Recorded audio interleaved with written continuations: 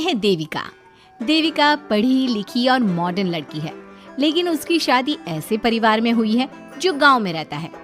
भले ही ये 21वीं सदी है, लेकिन देविका की ससुराल वालों की सोच वो तो 18वीं सदी से आगे बढ़ी ही नहीं। आइए जानते हैं क्या होगा जब शहर की पढ़ी लिखी और मॉडर्न लड़की फंस जाएगी संकीर्ण मानसिकता वाले माहौल में। सागर, ये तुम्हारे गांव में सबने इतने लंबे लंबे घूंघट क्यों कर रखे हैं?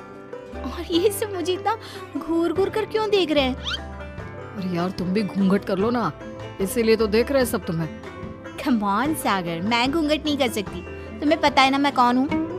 लेकिन देविका, मेरे पिताजी, चाचा जी, बड़े भैया और जीजा जी ने तुम्हें बिना घूंघट के देख लिया ना तो बहुत गुस्सा होंगे और न जाने कौन कौन से फरमान सुनाएंगे। घर चलो, देखा जाएगा जो होगा। सागर देविका से कई बार कहता है कि वो घूंघट कर ले, लेकिन देविका सागर की नहीं सुनती और अपने ससुराल के दरवाजे पर पहुंच जाती है।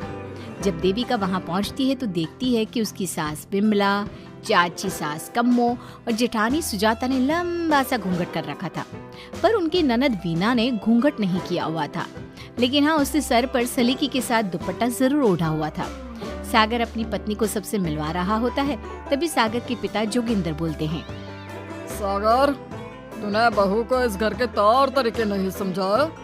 हमारे घर की औरतें बिना घूंघट के किसी पर आए मर्द के सामने नहीं आती और तू इसे ऐसे ही ले आया। पिताजी, मैं समझा दूंगा, वो नई नई शहर से आई है ना, इसलिए उसे पता नहीं है। सागर की बात सुनकर उसके चाचा जी महेंद्र बोलते हैं, ये बात तो तुझे गांव में कदम रखते ही अपनी बीवी को समझानी चाहिए थी। हमारा गांव में बहुत नाम है, तेरी बीवी ऐसे गांव भर में घूमेगी तो क्या इज्जत रह जाएगी हमारी। ये बोलकर जोगिंदर और महेंद्र वहाँ से चले जाते हैं। शाम को घर की सारी औरतें खाने की तैयारी करती है। खाना तैयार हो जाता है, लेकिन घर की कोई भी औरत खाना नहीं खाती। बहुत रात हो जाती है, तब देविका कहती है, सासू माँ, खाना बने हुए तो देर हो गई, रात भी बहुत हो गई है, हम लोग खाना क्यों नहीं खा रहे हैं? अरे बहू, ये क्या बोल रही हो? हमारे यहाँ घर की औरतें तब तक खाना नहीं खाती जब तक घर के मर्द खाना ना खा ले। लेकिन इतनी देर हो गई, आप सबको भूख नहीं लग रही क्या?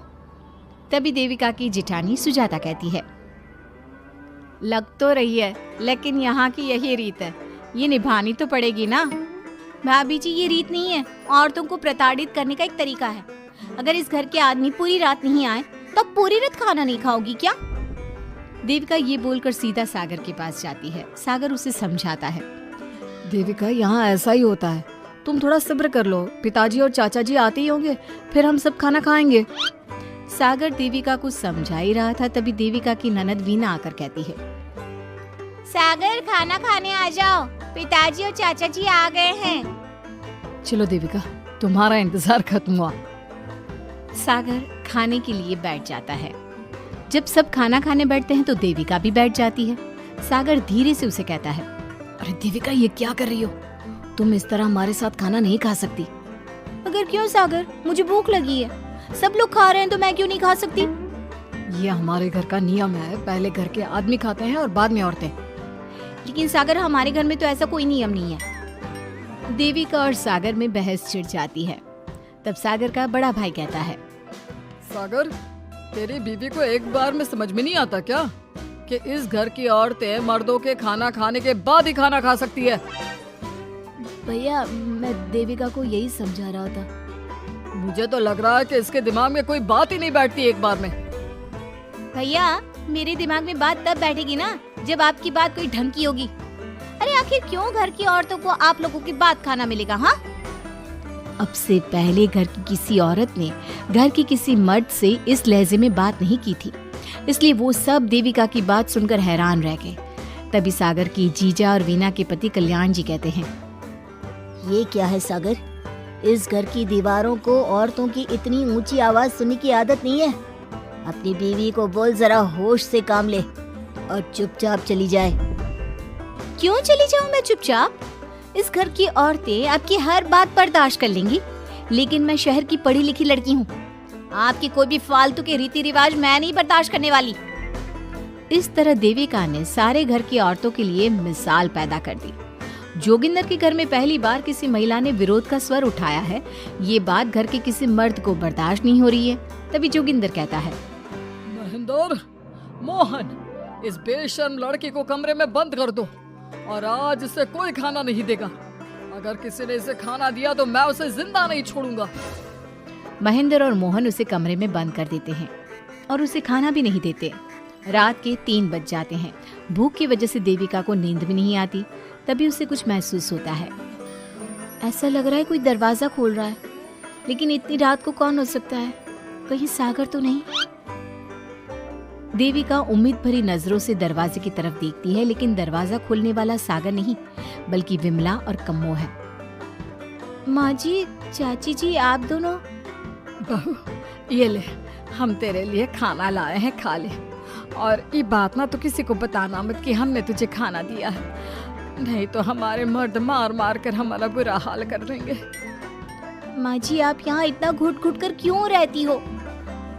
देविका, अब तू भी इस घर की बहू है, तू भी हमारी तरह रहना सीख ले। इस घर के कायदे कानून अपना ले।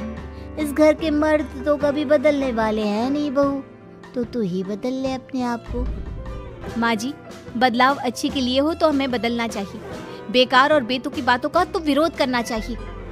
दोनों ने देविका को समझाने की कोशिश की, लेकिन देविका ने उल्टा उन्हें ही समझा दिया। इसी तरह एक दिन देविका किसी बात पर जोर जोर से हंस रही थी। तभी देविका की सास विमला ने उसे टोकते हुए कहा, अरे बहू, तू इतनी जोर जोर से क्यों हंस रही है? हमारे घर की औरत इतनी जोर जोर से नहीं हंसती।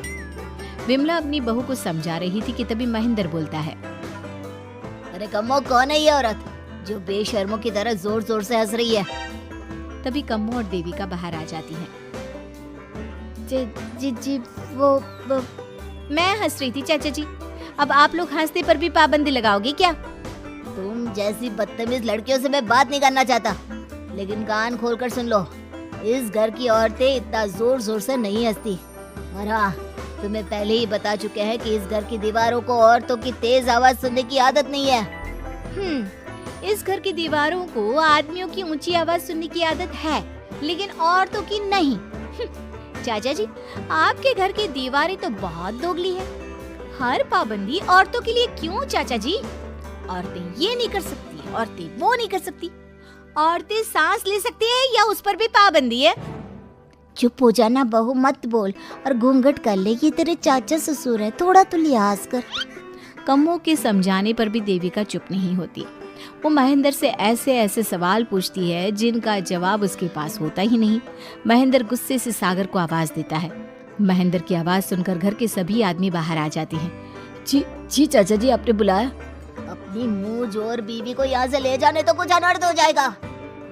क्या हुआ चाचा जी? तेरी बीवी जिस तरह से मुझसे बात कर रही है, छोटे बड़े की तमीज नहीं है इसे।